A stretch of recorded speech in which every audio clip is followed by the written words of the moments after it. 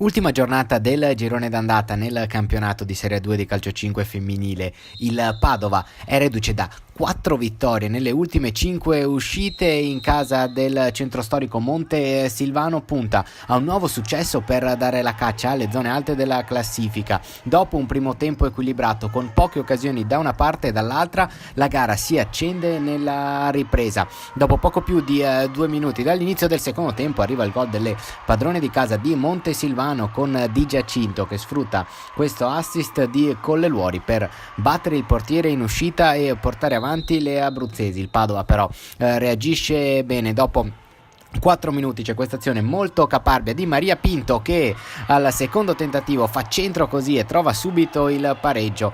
Bravissima a sradicare il pallone dopo il suo precedente tiro su punizione, a battere il portiere con una grande rasoiata di destro. Il Padova insiste, passano poco più di 30 secondi dal gol del pareggio, ruba ancora un altro pallone e segna ancora da fuori area con Eva Giacomazzi, che dopo questo scambio con Miriam Palma riesce a trovare l'angolino. Il Padova così sogna il colpaccio, però si distrae ancora una volta in difesa, perde un pallone sanguinoso, ne approfitta il Montesilvano, che così trova il pareggio con Di Giacinto quando mancano 8 minuti e 45 secondi al fischio della sirena. È 2-2 tra Padova e Montesilvano. La gara sembra incanalarsi proprio sul pareggio, ma 18 secondi dalla fine della partita arriva il gol beffa per le biancoscudate. Lo segna Colleluori, che si gira molto bene, trafigge così il portiere, quindi